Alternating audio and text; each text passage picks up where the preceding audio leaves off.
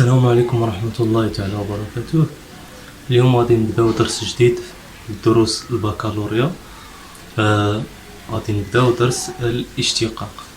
إذن في هذا الدرس هذا أول حاجة غادي نديروها هي اشتقاق ديال مركب دالتين. كيكون عندنا جوج دوال جي و اف، نديرو لهم مركب ونشوفو فوقاش كتكون قابلة للاشتقاق. إذن غادي نبداو بواحد الخاصية. عارفين مركب دالتين غادي نذكر بهم. إذا مركب دالتين كتكون دالة اف كيكون من مجال اي، غادي لواحد المجال اف ل اي، هذه الدالة اف من هذا المجال لواحد المجال اخر جي، دالة جي.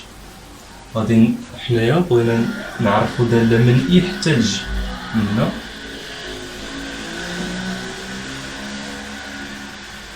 إذا في هاد الدالة هذه هي جي اون ا، كنرمزو لها بحال هكا. كنديرو إلا خدينا باش كيفاش كنعرفو هاد، كناخدو واحد العنصر من هنايا كنديرو ليه اف ديالو، كيكون هنايا الدالة جي معرفة هنايا، كنعاودو نحسبو الصورة ديالو.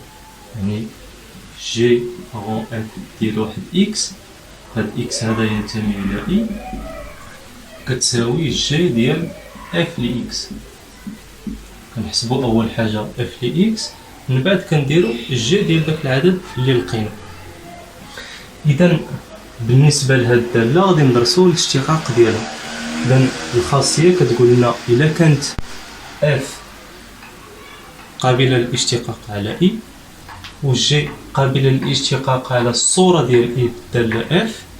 الا كانت جي قابله للاشتقاق هنا، اف قابله للاشتقاق هنايا، فإن الدالة جي غون اف قابلة للاشتقاق على المجال، حيت جي غون اف معرفة من اي حتى لجي، قابلة للاشتقاق هنا.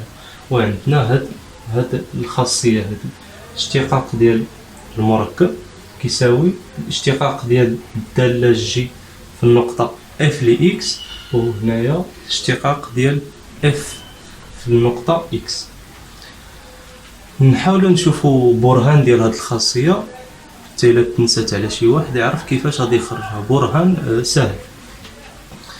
اذا باش نحسبوا الاشتقاق في النقطه اكس خصنا نحسبوا الليميت ديالاش، ليميت اكس.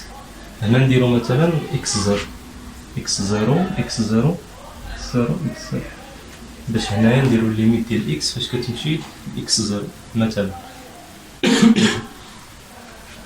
إذا هنايا غادي نحسبو جي غون اف ديال اكس ناقص جي غون اف ديال اكس 0 على اكس ناقص اكس 0. هادشي شنو كيساوي لنا هنا؟ هذه هي جي ديال اف ل اكس، وهذه جي ديال اف ل اكس 0. حنا كنعرفو بلي جي قابلة للاشتقاق في النقطة اف ديال اكس 0. علاش؟ حيت اكس كينتمي لاي، الا درنا ليه اف راه كاين في هذا المجال هذا. جي قابلة للاشتقاق في هذا المجال، يعني الا درنا جي ديال هذا العدد ناقص جي ديال هنا على اف ل اكس ناقص اف ل اكس 0، غادي نلقاو عدد ينتمي الى اف. علاش؟ حيت جي قابلة للاشتقاق. اذا هذه هي الفكرة. غادي نضربو لتحت والفوق هاد اف ل اكس ناقص اف ل اكس 0. اش نديرو هنايا؟ جي ديال اف ل اكس ناقص جي ديال اف ل اكس 0. التعريف ديال الاشتقاق هنايا اف ل اكس ناقص اف ل اكس 0. هاد اف ل اكس و اف ل اكس 0 نقدروا نسميهم واحد اكس كبيره اكس 0 ناقص ضربه هنايا، غادي نمشي ناقص مضروبه، ضربنا لتحت نضربو الفوق اف ل اكس ناقص اف ل اكس 0. شنو بقى لنا؟ هاد اكس ناقص اكس 0. اذا جي قابله للاشتقاق في النقطه اف ل اكس 0. اذا هذا كيساوي هو جي بخيم الاشتقاق ديال جي في النقطه اف ل اكس 0. هنا عفوا راه نسيت الليميت هنايا، مخصناش ننساو الليميت. ليميت اكس تؤول الى اكس 0. جي في النقطة اف ل اكس زيرو مضروبة اف بخيم ديال اكس زيرو. علاش؟ حيت هذا هو التعريف ديال الاشتقاق في النقطة اكس زيرو بالنسبة للدالة اف.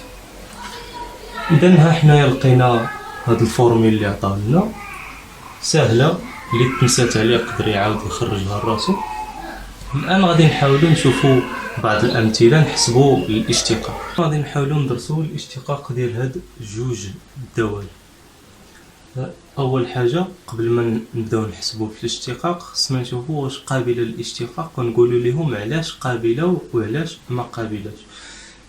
هنايا قلنا باش تكون مركب ديال جوج دوال قابله للاشتقاق كنشوفوا الداله الاولى هي هذه، غادي نقولوا لهم الداله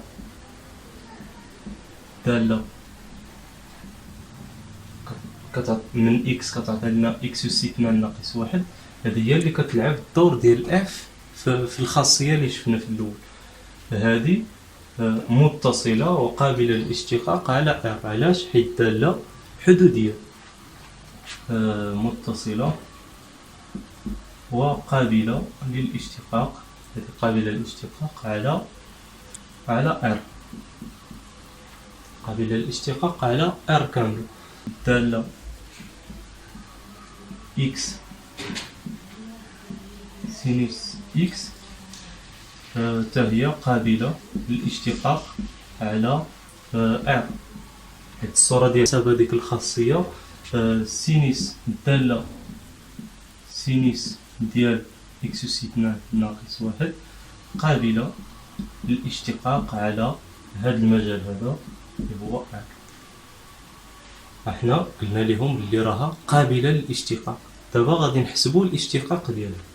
يعني الاشتقاق ديال اف بريم ديال اكس، يعني الاشتقاق ديال السينوس هو الكوسينوس. الاشتقاق ديال السينوس هو الكوسينوس في النقطه اف ديال اكس، في الخاصيه اف ديال اكس اللي هي اكس اس 2 ناقص واحد. هذا الجزء الاول. الجزء الثاني هو الاشتقاق ديال هذا. الاشتقاق ديال هذا هو جوج اكس. اذا الاشتقاق كيساوي لنا هو جوج اكس كوسينوس ديال اكس اس 2 ناقص واحد. اذا هذا هو الاشتقاق ديال هاد الداله هذه. الان ندوزو للداله الثانيه. كذلك عاوتاني نفس الشيء، غادي نقول لهم الداله اكس اس 2 ناقص زائد واحد قابله للاشتقاق على ار. الداله جذر اكس قابله للاشتقاق على ار بلس اطوال. غادي نحاول نكتبوا هذا الشيء. الداله اكس اس 2 زائد واحد قابله للاشتقاق على، غادي نسميوها مثلا الداله اف، مثلا نسميوها الداله اف على ار، حيت داله حدوديه. الصوره ديال هذا المجال بالداله اف ديال ار كيساوي هو واحد زائد ما لا نهايه. علاش؟ حيت اكس اس 2 موجب كنزيدوه على واحد. اكس اس 2 موجب كنزيدوه على واحد، يعني من واحد حتى زائد ما لا نهايه. الداله دابا نشوفوا الداله الثانيه، الداله اكس نعطيها جذر اكس. هذه متصله وقابله للاشتقاق على ار نجمه زائد، قابله للاشتقاق على، ولكن حنا هنايا بغيناها على هذا، لا اف ديال ار. اف ديال ار كنشوفوه من واحد حتى زائد ما لا نهايه، يعني راه كاين في المجال فين كتكون قابله للاشتقاق الداله الجذر هو هذا. اذا الداله المركب ديال هاد جوج دوال قابل للاشتقاق. اذا الداله سميناها هنا جي قابله للاشتقاق على ار، قابله للاشتقاق على ار كامل. مهما يكون اكس ينتمي الى ار غنحسبوا الاشتقاق. جي بريم ديال اكس شحال هو؟ قلنا غادي نديرو الاشتقاق ديال الداله الثانيه هو الجذر. الاشتقاق ديال الجذر هو واحد على جوج جذر، نديرو الداله إكس أس 2 زائد 1. نضرب الاشتقاق ديال الدالة الأولى اللي هي هذه، هي جوج إكس. وغادي نلقاو هذيك الفورميل اللي كنعرفو الجذر ديال اف كتساوي هي اف بريم على جوج جذر اف. هذه قريناها في السيزيام. احنا درنا الاشتقاق ديال المركب ولقينا نفس الشيء، الاشتقاق ديال اف نضرب في واحد على جوج جذر ديال اف. اذا غادي نحاول نخلي لكم واحد البي دي اف او لا صوره ديال تذكير ديال الدوال الاعتياديه والاشتقاقات ديالها، فغادي تلقاو في الديسكريبسيون. والسلام عليكم.